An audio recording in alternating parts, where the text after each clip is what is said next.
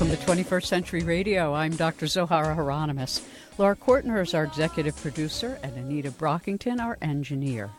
Joining us this hour for a wonderful odyssey is Executive Director of the Rhine Research Center, John Kruth. John is also founder and educational director of the Rhine Education Center. His 20 years of professional technology experience and 8 years as a professional researcher provides him with a unique insight into the integration of technology and parapsychological research. His research, among other things, includes explorations into psychic healing, the energy behind psychokinesis, measurements of biophotons, ultraviolet light, from energy healers, applications of remote viewing for investments, and poltergeist activity and other unconscious effects on electronic devices. He has numerous publications. He speaks at professional conferences worldwide and other forums reading scientific parapsychology, speaking on the history of the Rhine, the nature of energy healing, poltergeist, and other topics, obviously related to our topic this hour, parapsychology and the paranormal. Thank you so much for joining us again, John. Zoe, I'm happy to be here. Thanks for having me. Well, it's always wonderful to spend some time together on the air. So why don't we start with some basics for new listeners? Tell us a bit about the history of the Rhine Institute. Well, the Rhine Research Center actually started at Duke University a long time ago, back in 1935. It's the oldest continuously operating parapsychology lab in the country. So back in the 1930s, J.B. Rhine, who was a young botanist up at the University of Chicago, and his wife, Louisa Rhine, had heard a little bit about people who were studying mediumship, people who said they were talking to spirits. And J.B. and Louisa traveled down to Durham, North Carolina, to a new university called Duke University, and they began work with a man named William McDougall, who was heading the psychology department. Well, J.B.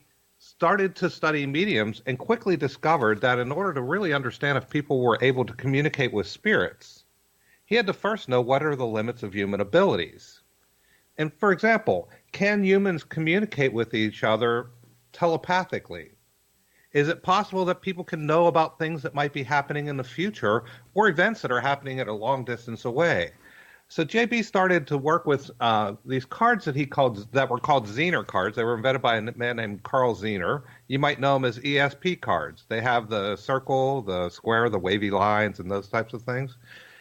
And he studied to see if people could produce effects that he eventually called ESP, or extrasensory perception.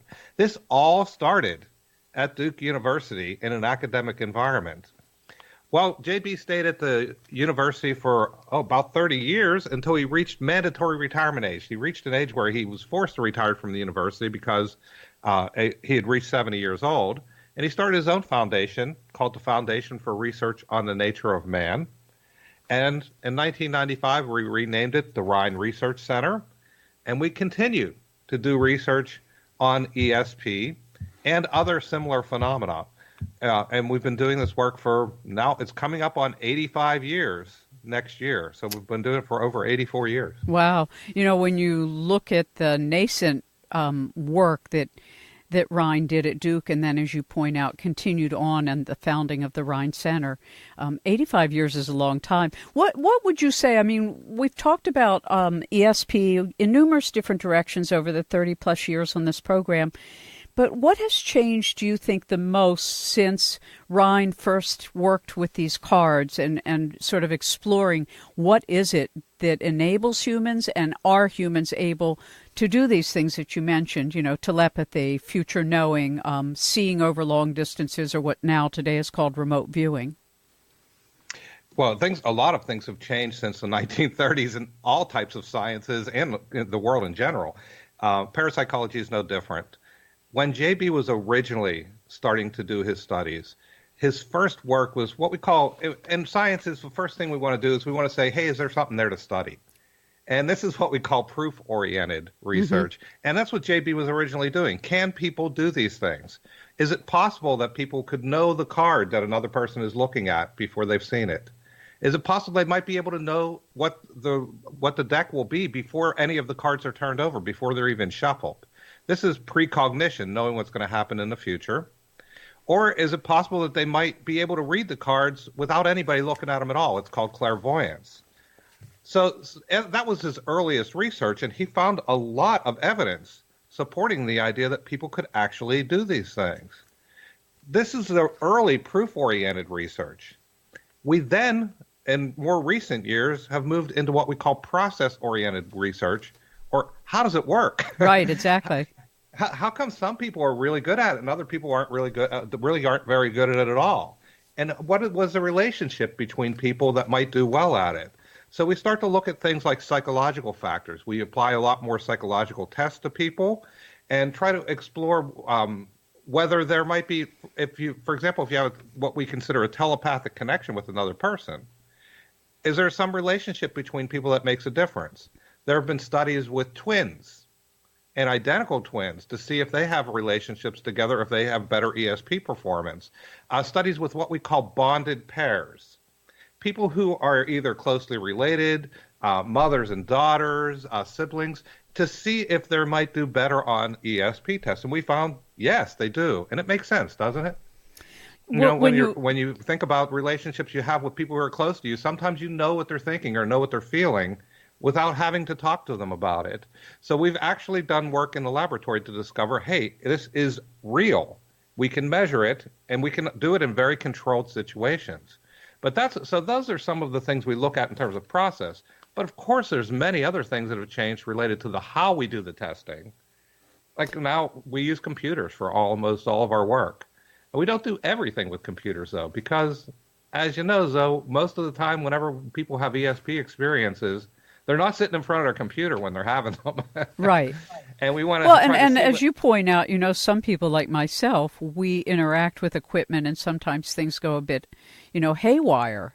And sometimes the psi energy around people when they are actually engaged and I guess moving, through the various forms of conscious states and ending up in a very calm state, that it may no longer be in rapport with the machine itself, which has its own rate of vibration. I mean, there's so many interesting things happening now as a result of Rhine's early work, and now 85 years later, so many of the universities, whether it's Harvard or Stanford, have continued, or Princeton, to look at how human consciousness impacts matter. And of course, the most current discussions are that mind makes matter, that mind actually, with intention and then attention, brings matter into shape. And that is just, it's almost like we're on the brink of appreciating the power of human consciousness. That's kind of where I'm at with all of this.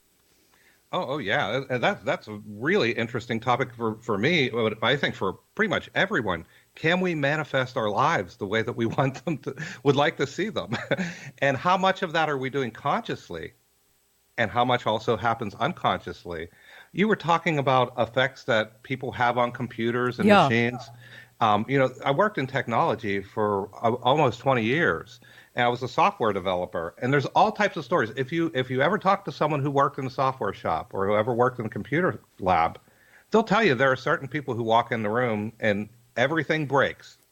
What do you find? Were you able to measure people whose energy, for whatever reason, interacts with technology in that way and see what it might be? Because some years I found when I was really stirred up, and I have to say it was an emotional charge about the world. I was covering foreign affairs a lot and very worked up about the state of the world.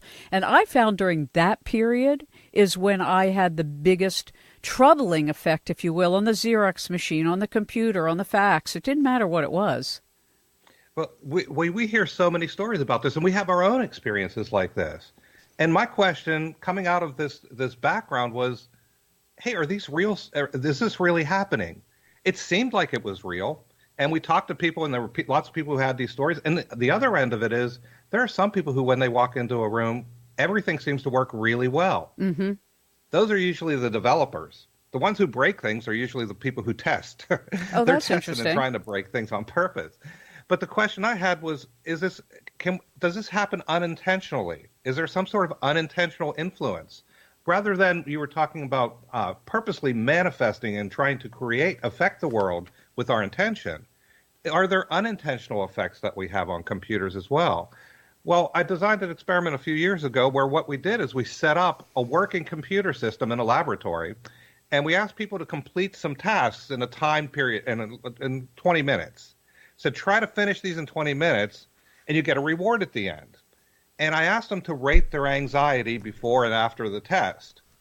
And what I found is that people who developed the more anxiety while they were working on trying to complete the tasks, I was finding that there were more errors occurring, not on the system that they were working on, but on another computer system that was in the room. That's interesting. So, in other words, there was some unconscious activity and interaction they were having with the computer system, a network that was running constantly. There was an unconscious effect they had on this that produced errors. Well, and so we are obviously having an effect on the electronics around us. And this was interesting because I was able to measure it in the lab, correlated with anxiety. Uh-huh. Because that's what I found. That's exactly what I just described to you, is when I was ramped up emotionally in my work, whistleblowing or whatever it was at the time, that's when I disturbed machinery. And so if you then found that people were affecting things unconsciously, today now with the internet and with Facebook and with Twitter and with Snapchat and all these different facilities that are bringing people into kind of an entanglement of energetic closeness, there have to be bigger things going on that are not all for good. Well, whether there's things that are going on where people are purposely trying to affect or destroy network systems or have an interruption of different signals. What I was measuring was whether there were unintentional effects. And it's clear there are unintentional effects. Well, that's still what I'm referring to. I'm not speaking to those who would like to sabotage the grid and, make chaos because then they're in charge. I mean, a lot of people, like chaos. We have a president who thrives on chaos because that puts him as the only person in charge. And so that's a different thing. That's an intentional deliberateness about creating chaos. I'm talking about this subtle kind of, I'm going to be interviewing a gentleman who wrote a book called The Bottom-Up Revolution, a guy named Rob Kahl, and he has a perspective that what we're watching with all this technology and interconnectivity is like the next step of consciousness where we will move more laterally together in this interconnected world. And I've observed, probably like you have, that technology that's developing is reflecting what Ingo Swann called biommind superpowers, just as you said, telepathy, out-of-distance healing, precognition, future knowing. And the technologies now, to me anyway, are reflecting these already existent phenomena in the subtle bodies. Oh yes. And the fact that we all carry cell phones with us everywhere we go. Yeah. It used to be back in the in last century when we were studying something that we called poltergeist effects. This was something where people would have an effect on objects around them unintentionally and they'd move. Now what we're finding is a phenomenon that I'm calling the 21st century poltergeist, where we're all so ingrained with our electronics. We have electronics with us all the time. Instead of seeing the effects on objects moving around us, we're seeing effects on the electronics. And these are not all, but if you think about the human body, it is an electronic system as well. There's a lot of effects that we see that are electronic within the body. And if we're having these effects unintentionally on computers and causing errors, imagine the effects we're having on each other as well. Well, and that's my thinking about it, because I only went on Facebook this summer in order to follow my husband's Woodstock bus. And I just started posting artwork, but I found the first 2 weeks literally like I felt like I was in a whirlpool, that there was so much energy from so many people that, maybe I know them or they're from the past or I'm associated or we're work colleagues, but I don't necessarily think about them every day. But if you have a Facebook and all of a sudden all these people are popping up on your screen, and it doesn't matter what the content is, I'm just talking about the presence of the human behind the name that they call themselves. All of a sudden, there's effects in your unconscious from people you otherwise would never have closeness to. And I think that that's affecting everybody. Well, yeah, it's clear the social media content, not even the content of what's being posted, but just the fact that many people are being involved with it, is definitely bringing people together in different ways. And like as I was mentioning before, the fact that we can have effect on electronics unintentionally, we're obviously having effects on each other, and so we have to be cautious about how we speak about things, how we think about things, and just how we use our energies. And what are those energies? That's a whole different question. Well, look, we're going to take a break, but when we come back, I know that you've been looking at basically how a group of people using these talents can do something that's very positive, which of course interests me all the time, how we can use our consciousness to affect positive change and help those in need, even change weather systems when we need to. We'll be right back. If you're just joining us, I'm Dr. Zohara Hieronymus. John Kruth is with us. John is the Executive Director of the Rhine Research Center. You can find them online at www.rhine.org. That's www.rhine.org.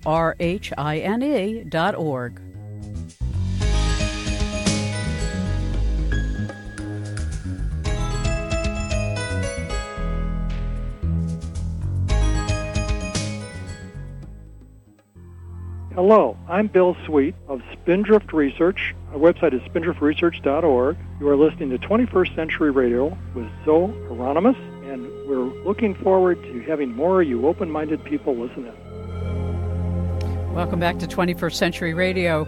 Remember that all our shows are archived online for free at 21stcenturyradio.com, and from there you'll find all our guest links as well right on the front page. If you're just joining us, John Kruth is with us. John is the Executive Director of the Rhine Research Center. You can find them online at www.rhine.org. John, you also, because you all offer programs and educational opportunities, describe some of those to our listeners. Oh, sure. Yeah, the research is what the Rhine has been known about for the longest time. But we've developed a community here, and we try to provide opportunities for people. There's so many people who have experiences that go to try to speak to other people and have conversations with them, and they can't find anyone who really understands them. Mm-hmm. Sometimes people are turned away. Their family might even, tell them, no, that's not real. You're imagining things. And we try to provide an environment where people can come and be comfortable and speak to other people. We have a meeting that happens every month at the Rhine, and we have a couple of chapters in different parts of the country called the PEG, Psychic Experiences Group. And it's just a place where people can get together and have conversations about their own experiences and hear from other people. It's really interesting because oftentimes in these meetings, we'll have people come in and they'll sit down and be very quiet. It's usually a fairly large meeting with 30 or 40 people in our library. And people will be very quiet and will just sit and listen for a while. And you'll notice about halfway through the meeting, their head will start to come up. They'll start to get very interested. And you can almost see them awakening and just being so happy that they've found a place where they can talk about these things and have other people that have similar experiences that they can share with. And that aren't sensationalized. I have to say Hollywood has done such a disservice to the paranormal and parapsychology. On the one hand, it makes people believe, they can be superheroes. But on the other hand, they make any kind of experience a haunting and a demonization. And most people aren't going to have those experiences. I mean, some people will, but the majority of people who have precognitive dreams or who speak with a deceased relative, who passed away and they never met them, but they're being told things about them through their dreams or just intuitions, as you're right, don't really have many forums in which to go and talk to people saying either how can I enhance my talents or what can I do if this is bothering me? Right. How can I control this? It happens too much. Yeah. And by speaking with people who, and I'm glad you pointed this out because, there's a show that's very popular now called Stranger Things. Yeah. That is gaining a lot of popularity. And, the writers are actually from Durham, where the Rhine is based. Funny. And a lot of the phenomena that they describe in that show are similar to things we study in our laboratory. But it's not that we don't see things like there's large objects being thrown around the room.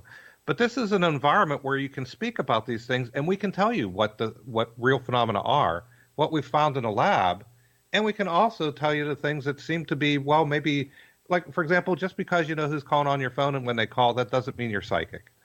This happens to everybody sometimes. So we try to go back and forth and help people to understand, act as a translator. But so this is part of what we do at the Rhine is provide this community. We have another group that meets on dreams. We have another research team meeting where it's open to the public and let people hear about our research.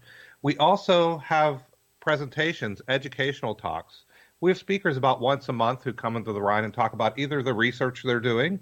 We had someone, Jim Matlock, who came just last week and spoke about reincarnation research that he's done and the evidence for reincarnation. We have a number of speakers who come through and speak about their own experiences, talk about anthropological aspects of parapsychology. For example, what's it like in Bali when people have psi experiences? What's it like in Italy? In Brazil? How do people react to it in different ways? So these events are presented in Durham, but we also broadcast them live on the internet. So if people were to go to our website, they can sign up to watch a live broadcast of these events with a number of different people speaking. So that's a little bit more of the education. And can they find, I know you have two websites, Rhine.org and then Rhine, RHINE, edu.org. Yes. RhineEDU.org is actually the Rhine Education Center. Okay, so that's where they can have these online experiences. Well, no, that's actually at Rhine.org. Everything is accessible through Rhine.org. All right. But the RhineEDU.org is our online school. I see. This is where we actually teach courses. One of the things, whenever I wanted to study parapsychology, I was looking at universities and trying to find any school I could to learn more about parapsychology, and I couldn't find any outlets. Mm-hmm. I might find one course here or one course there, but it was very difficult to find something that was going to be a program with integrity. You can find people teaching you how to be psychic, but I wanted to learn about the science behind parapsychology. So in 2011, I got together with one of the other researchers at the Rhine, and Christine Simmons-Moore, she constructed the format for some courses in parapsychology. I did the technology work, and we created an online school called the Rhine Education Center. Wonderful. And that's at rhineedu.org. So as an example, can you tell us, like, for instance, when you all have done measurements of what you call biophotons or ultraviolet light from energy healers, it interests me so much because having been in holistic medicine since founding the Ruscombe Mansion in 1984, we would do these things and people, particularly in the universities and hospitals, would poo-poo all of this laying on of hands. And now you can go into major hospitals around the country, like here at the University of Maryland's Trauma Center, and you find Reiki healers, people who do explicitly laying on of hands. Yes, it's really interesting how things have changed just over the last 15 or 20 years. It's really started to become more integrated. When you talk about Reiki and you talk about different healing techniques, people are always talking about energy.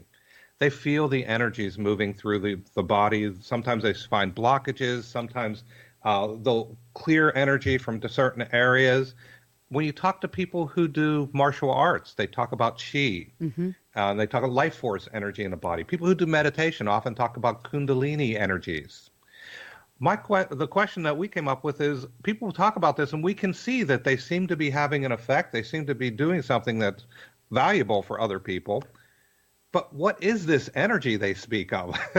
Can we find, I'm a scientist, right? So how can we find a way to measure this? Is there anything we can do? This is where we started to look into different ways to measure. We have a bioenergy lab at the Rhine where we measure very low levels of ultraviolet light. Now, when we have this room, what we found is we have a dark room. It's very, very dark, and we have equipment that is so sensitive it will actually measure a single photon of light every half second. Wow. It's extremely sensitive. This is standard equipment that's used in engineering and medicine and physics. And we're using this, and we're bringing people into the room and having them just sit there and do nothing to get a baseline reading on them. When the room's empty, I'll measure between 3 and 5 photons a second. But when I bring a person in, anybody, it doesn't matter, and have them sit down, that number jumps up to about 12 to 20 photons a second. We glow. All of us. Yeah. We have a natural glow, and I'm able to measure it in the lab. We have this natural, and this is what they call biophotons. Back in the 1970s, this was far out science. Now it's being studied in upper-level biology courses at MIT and Stanford, over in Japan and Italy, and around the world. It's really becoming very common. But what we do that's different at the Rhine is we not only measure the biophoton in resting states, but we'll have people come into the room, and once we've gotten their standard baseline of about 12 to 20 photons a second, we then ask them, start to do your healing activity. If you're an energy healer, if you're a martial artist, start to do a martial arts form. If you're a meditator, start to try to increase the energy flow from your body. And we try to see if there's any variance from our baseline activity. When we have most people who come in, I would say probably actually about 90% of the people who come in, I see no variance at all from the baseline. But with 10% of the people, I see the number of photons change dramatically. It'll go from about 12 to 20 up to 80. This is very large, but I have some people who go into the hundreds, into the thousands, and even hundreds of thousands of photons a second. And what are they doing? Let's go to the top of the list. Let's go to the exceptional in the class. What are those 100,000 photons a second people doing? Well, the ones that have been at the highest level are typically doing a form of energy healing. Now, they use different types of healing techniques. And so part of my research is looking at these different types of healing techniques and saying, how are they different from each other? Right. How are they similar? If you study in parapsychology, healing is considered to be almost a homogeneous thing. Like there's people who do healing work and they study them as a group. They might study different techniques and say, okay, let's look at this group, let's look at that group. But I'm actually looking at it and saying, healers are not all doing the same type of work. Some of them work very intentionally in a very focused way, and more like a doctor might act. If you go into the office and say, hey, I have a sprained ankle, the doctor might go to your ankle and going to treat your ankle directly, right, intentionally. But there's other people who work, as you were saying, more holistically, work with the whole body. If you go to a holistic healer, they're not going to look at your ankle first. They're going to ask you about, what were you doing when you twisted your ankle? Exactly. Maybe a little bit about your nutrition. Maybe do you get exercise? They're going to look at you as a full person. Right. And there's energy healers who approach it the same way. And how are they different from the people who approach it in a very directed fashion? So trying to really break down what is healing and what is this energy healing? It's not all the same. And why do some people get very high readings in my photon lab and others not, even though they're really good healers? And what I found is the ones who tend to work very intentionally, the ones who work in a very directed and focused manner, I tend to see more results in the bioenergy lab. That doesn't mean that they're the only ones doing healing. It means that what I'm measuring is an intentional transfer of information from the healer to a patient. Exactly. And that's what you remember Bill Tiller's early work in showing that you could move a quantum package of information from a distance to a foreign machine. And they did those experiments to show that intention is the driver of the car if the photon is a car. So that the intention that any of us have, and that's why it interests me so much relative to visualization, because some people will say, well, visualization is just sitting around imagining. And when you look at visualization, it sets the subconscious on a track that even when you're out doing something else, it's still working with the image. And so I'd be really curious how much of the intentional work that these exceptional healers are doing has a visualization versus how much of it is just an alert, I'm a straw and the divine is moving through me. Well, and some people do feel like they are the agent of the healing, but other people do feel like they are channels. Right. And things are moving. And could you find a difference between those? Because my experience just as a patient and as a practitioner is that the less directed, meaning if it's not my will, rather than saying, oh, ankle, get well, it's may divine will, may the divine plan or whatever it is you want to say, but it's basically a surrendering to the all of the all and let the all come through you without your own ego interfering with what should or shouldn't happen. Right, and there are some healers who talk very much in terms of being present and allowing the healing to occur. Right. They're not actually doing it, And for those people, a lot of times it's not the intention that's driving their healing to occur. It's the need. In other words, if there's someone who needs a healing and they're present, they open up and allow it to occur. And it's like water flowing to its own level. Exactly. That to me is the higher form of healing in what I've observed over the last 30 some years and in my own work with animals or humans. It's I find that and also that if I don't know them, it's really helpful because there aren't any like snags between us energetically or memories or, footholds that might trip you up. I'd be curious about that too, if you all research the difference between healings on complete strangers or people at a distance and healings on people that one knows. It doesn't seem that there is, related to the bioenergy lab, it doesn't seem that I'm seeing a distance in those situations. Interesting. But Zoe, there's often, when you're talking to healers, what you often will hear is they talk about coming into coherence with their patient. Right. And when we start looking into coherence and what is that, we don't really know what it is yet. Mm-hmm. And, we can feel it. You can recognize it, and people often say the healing seems to occur more efficiently when I'm in coherence with the person. So what is that coherence? There are some people in Heart Math out in California, who are looking at heart rate variance. Right. And they're measuring heart rate variance and trying to see if people can come into coherence with other people through heart rate variance. Does this assist in the healing process? This is some of the work that I'm currently trying to pursue, trying to look and see if there might be some brainwave coherence, EEG type of activity that's becoming coherent between people when they're having a successful or an efficient healing technique, healing session. And so these are the types of things I'm trying to look for correlations between EEG activity, between heart rate and other physiological characteristics, and biophotons. And trying to see how these all fit together. Because it seems they've been studied independently in different ways. But to try to bring it all together, that's the only way we're going to get the picture of really what the phenomena is. How wonderful. And the other real important part of this is what is the experience of the people that are involved? The healers. What's the experience of the people who are being treated as healees? How does that fit into the whole picture? All of these things are necessary for any phenomena we're trying to study. And so this is some of the more recent research that I'm pursuing at the Rhine. Just wonderful. I mean, for any of us who have been doing this our whole lives and we're now in our 60s and 70s, it is such a beautiful thing to watch the seeds that were planted so long ago. And you look at Rhine 85 years ago start to flower in the 21st century. And it's very exciting. So I'm just so glad to hear about all this, John. It's thrilling. www.rhine.org. Visit now.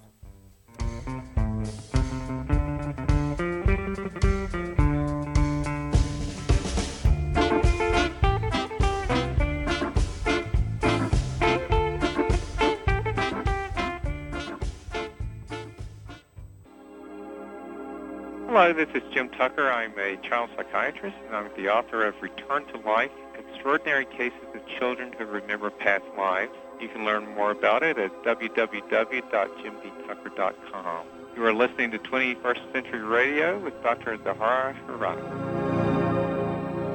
Welcome back to 21st Century Radio. John Kruth joins us if you're just tuning in. He is the Executive Director of the Rhine Research Center at www.rhine.org, but he's also directing their educational center, and you should go to that, Rhine, and then edu.org, because there are classes and programs you can sign up for and take part in. So, John, when you look at, for instance, the applications of remote viewing for investments, we've done a lot on remote viewing over the decades, and I've been a practitioner of it to some degree.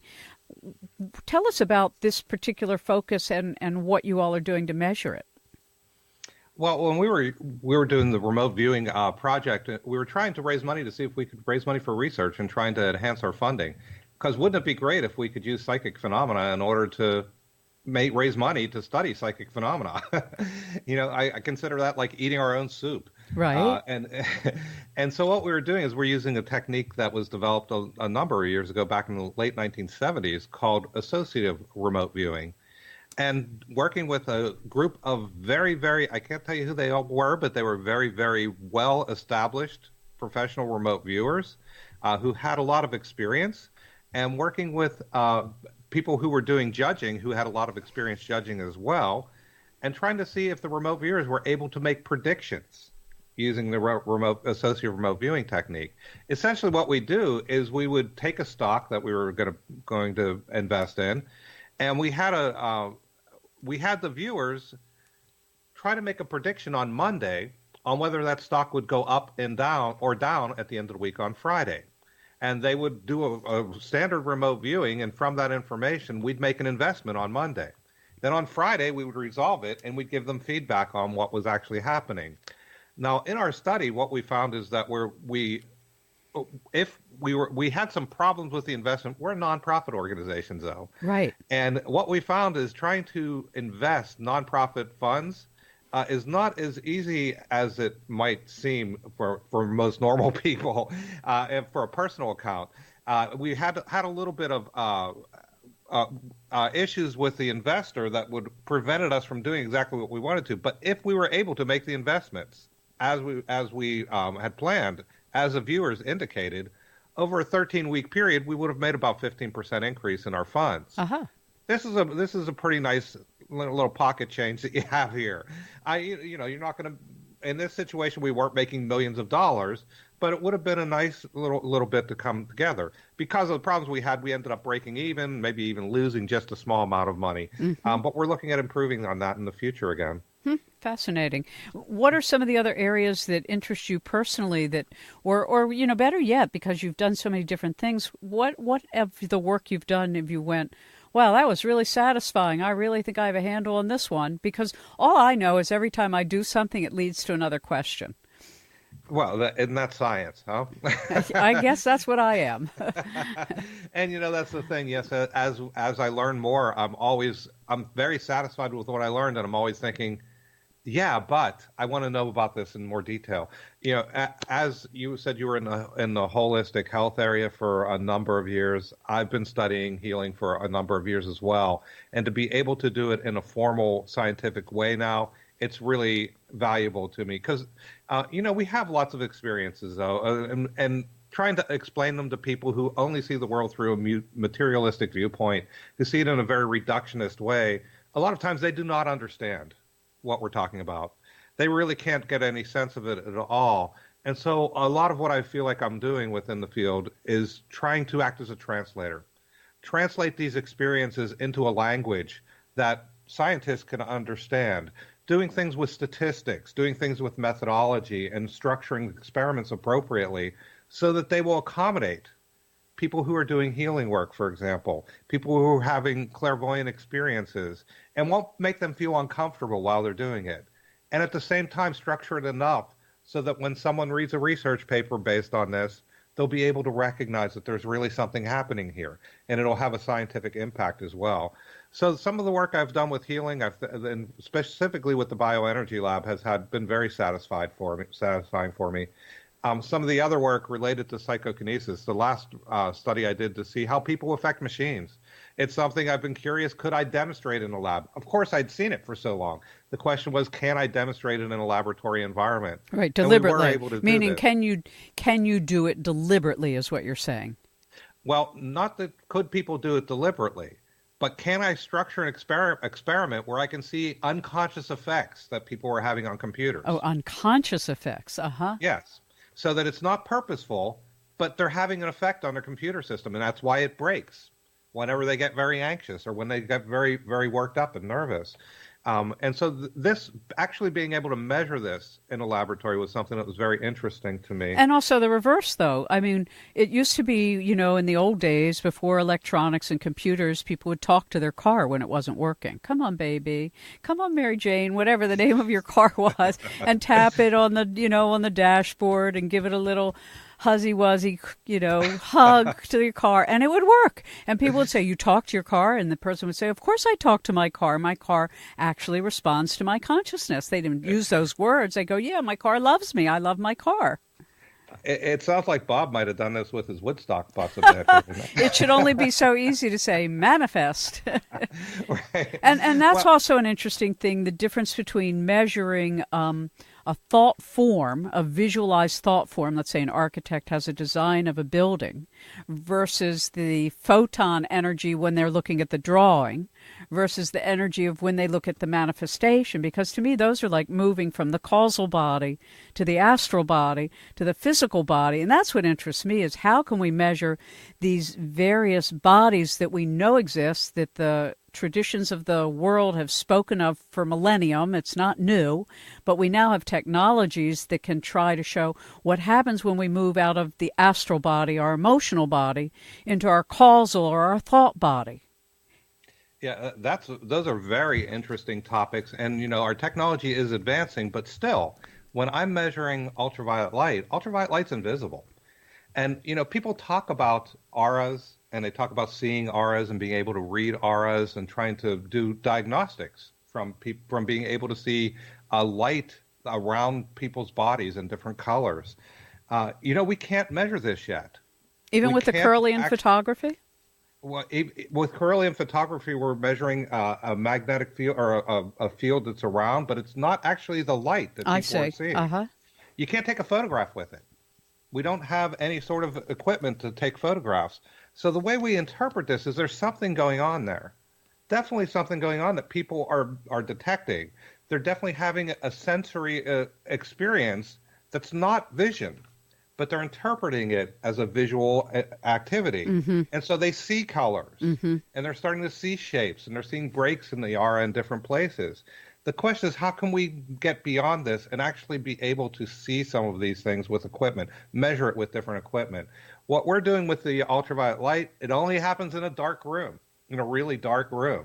So I can't take it on the road. I can't take it to, somebody's house and say, hey, let's do this in your living room. Mm-hmm. So the question is, how can we make this a little bit more portable? But the other thing is the idea of having the creative process going on and seeing people how they work within the creative process.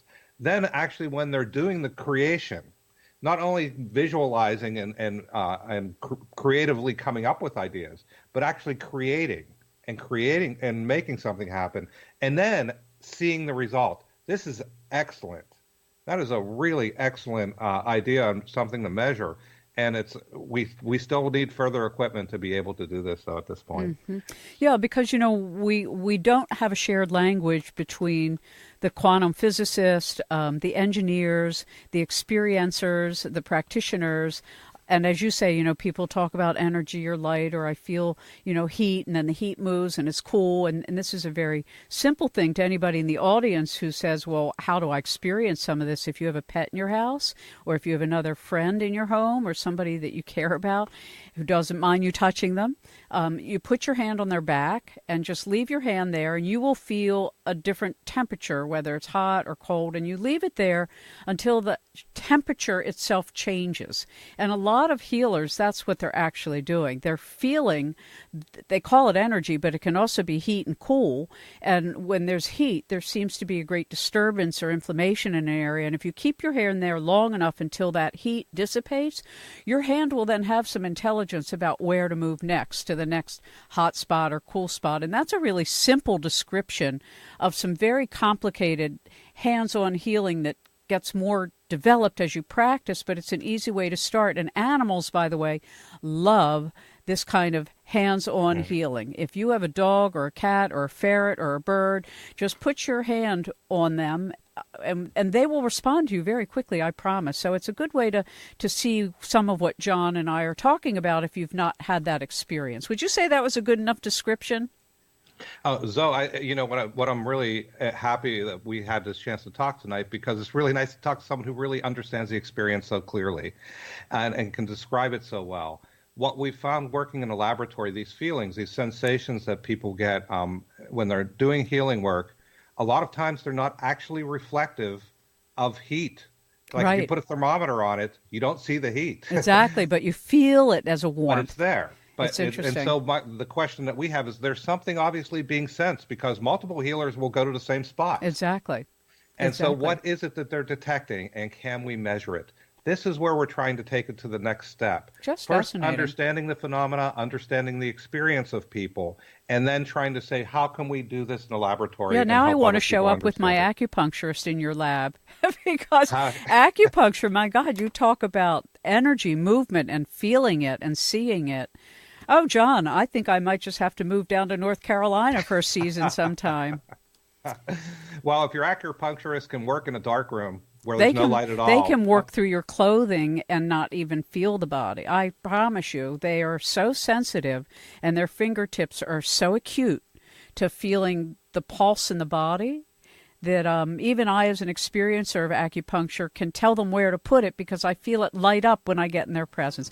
You've been just so much fun, John. I love the work you all do. I encourage my audience to follow you at www.rhine, RHINE.org, as well as rhineedu.org.